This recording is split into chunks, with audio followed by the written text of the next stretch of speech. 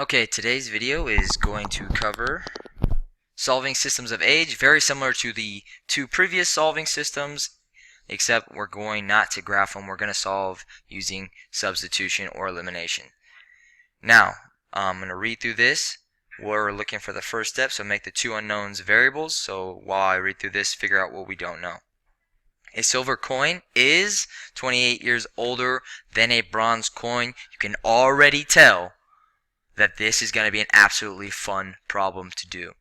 In 6 years, the silver coin will be twice as old as the bronze. Wow, this is really heating up. How are they going to close this one out? Find the present age of each coin. That's jaw-dropping right now. I'm just pumped up. Let's go ahead and find the present age. So we're trying to find the present age of each coin. What do we not know? Well, we don't know the present age of each coin. So what are we going to do with our variables? We're going to make x equal the present age, and that word is referring to present, and we're going to make y equal the present age of the bronze. So this is just the present age. Now, page. Now, you can make y silver, you can make bronze x. Either way, all you have to make sure is that whichever one you make x, whichever one you make y, you know and can remember, because it will be important when you put in your answer at the end with the fifth step. So now we can go ahead and move on to the second step, which is create two equations based on the current and future ages. So we have a present age equation and we have a future age equation. So I'm going to go back into the problem and read to figure out what information is what. So the silver coin is that's referring to the present, 28 years older than the bronze coin. So we've got the x is, so x equals 28 years older than the bronze coin, which is y. In, that refers to the future, in 6 years. So we got in 6 years, the silver coin, which is x, will be twice, and that's an important word because it's a number, twice as old as the bronze coin, which is y. So let's focus on the present age equation. Well, we know that x, which is the silver, is 28 years older.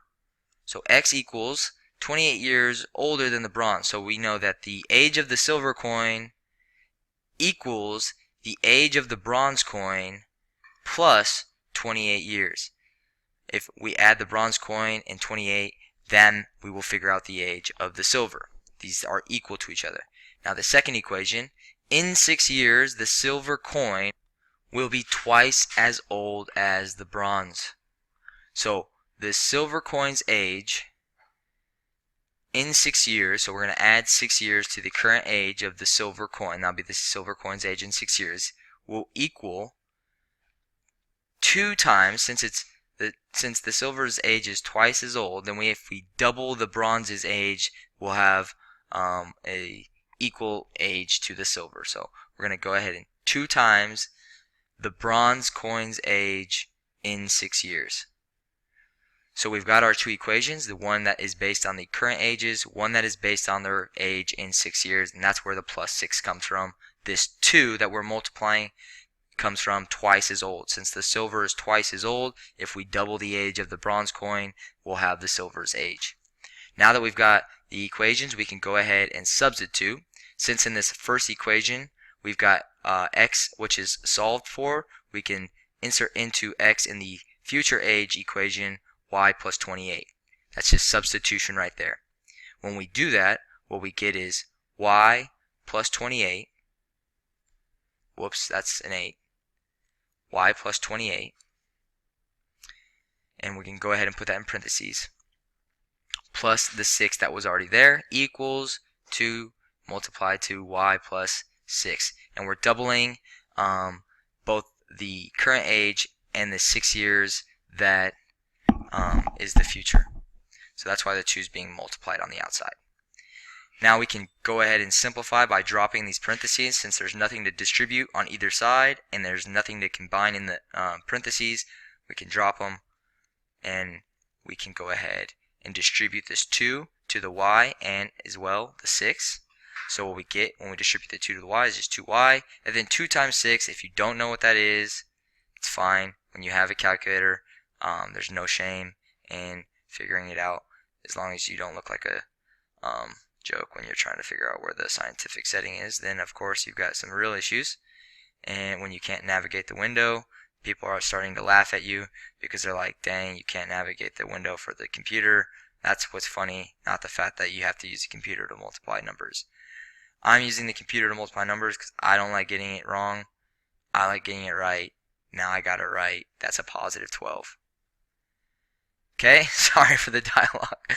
We can add like terms here because we know that 28 and plus 6 simplifies to a single number, and that number is 28 plus 6 equals 34. So we have y plus, because it's positive 34, equals 2y plus 12.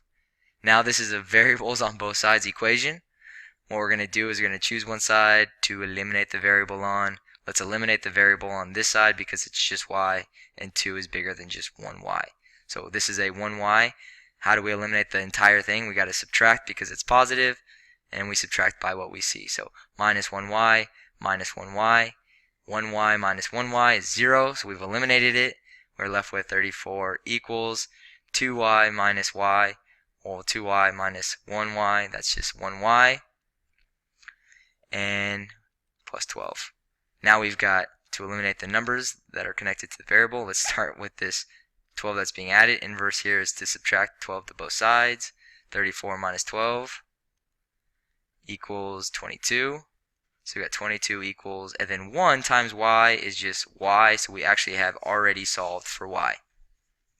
Now that we know what y is, we know that the age of, and what did we make y? We made y the bronze coin, so we know that the present age of the bronze coin is 22 years old, and we've got to now figure out what the current age of the silver coin is. So we'll take the present age of the bronze and put it into the present age equation. So we can go ahead and put 22 in for y. So 22 plus 28 equals the age of the silver.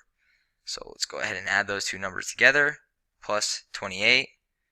And you can see if you solve it correctly, the numbers in the calculator will always be there for you. So we get 50. So we know that the silver age is 50, and we are complete with the question. Let's go ahead and move on to the second example. Remember these steps as we go through. Now,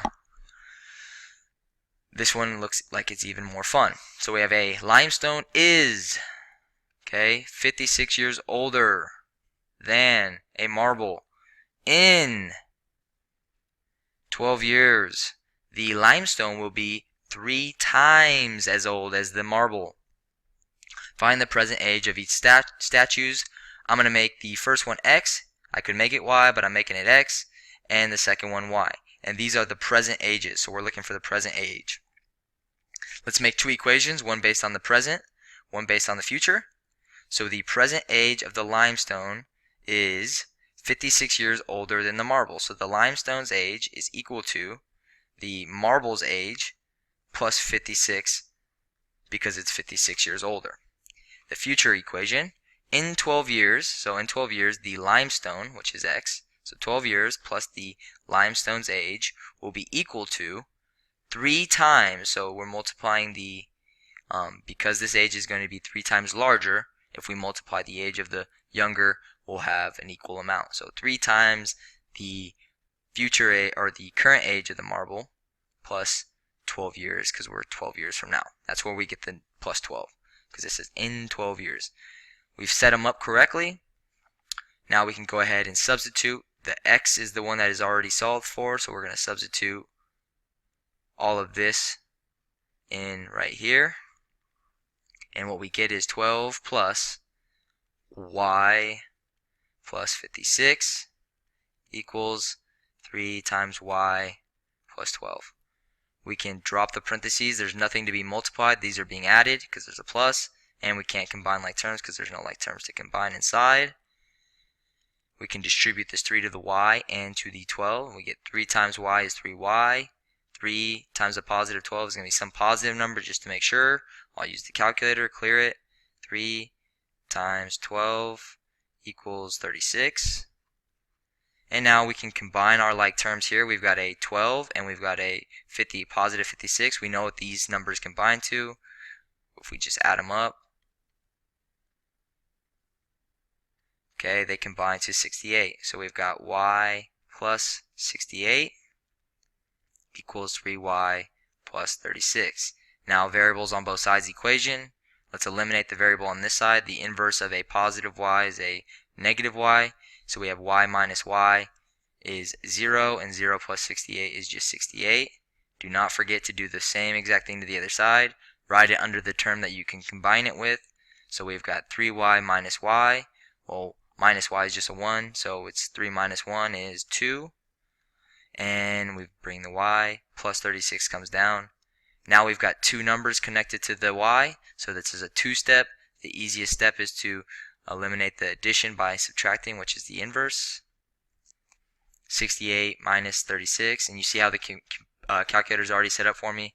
I know what I'm doing when I'm solving, just using the calculator to compute the numbers correctly.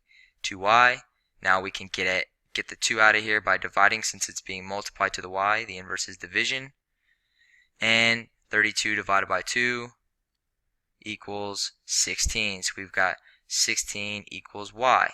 We found the present age of the marble. We know that is now 16 years old. How old is the present age of the limestone? Go back to the present age equation. The present age of the limestone equals the present age of the marble plus 56, because remember, the limestone was 56 years older. So exactly what is that? It's 72. So we know that the limestone's current age is 72 years old. Make sure you're following through and using the calculator to do the adding and multiplying and dividing of numbers. That way you get the correct answer like we did in the end. Now, although we have the correct answer, I'm just going to show you how you could verify this by using the graphing calculator. We know that the points intersect when x is 72. So if we convert these two original equations to y equals form, we can type them into the graphing calculator. So here we have y plus 56. To get y by itself, we're going to subtract the 56 to both sides. X minus 56. And maybe I should draw a line under here. So here's the new ones. X minus 56 equals y. That is one of them. So I have y equals x minus 56. And then the second equation, I'm going to go ahead and erase this. The second equation is a little bit more challenging to put into y equals form, but we can do it, so let's do it just to make sure. Multiply here, and we've got 12 plus x equals 3y, and we multiply that already. We got 36, so plus 36. And then we can just do the same exact, no we cannot, sorry, take that back. Solve for y here, two numbers that we need to eliminate.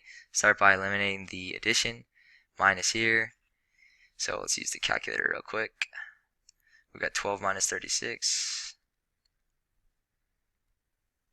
That equals negative 24. So we've got negative 24 plus x equals 3y. Yeah. Divide by 3. Divide all of this by 3. What we have here is 3 divided 3 is now y by itself equals negative 24 plus x. And that is all being divided by 3. Put that in parentheses since they're being added before they're divided. And now we can go ahead and put this into the graphing calculator. And now we know a couple of things. We know that the intersection point should be 72 for x and 16 for y. So I'm not going to adjust the window or do any of that. All I'm going to do is type these in and then search in the table for 72 and see if the repeating y value is 16. So we can put parentheses in here. We've got negative 24 plus x, close parentheses, and that was being all divided by 3. Double check to make sure, good. We can hit graph. I already adjusted the window previously, so we know the points here, but all we need to do is just check the x value. Should be 72 that they intersect on. Hit apply, and there we go. There's the double y value, so we know we found the right answer. That's just the way to check. If you are one of those types of people that like to really make sure they get it right, like me, that's another strategy. Good luck.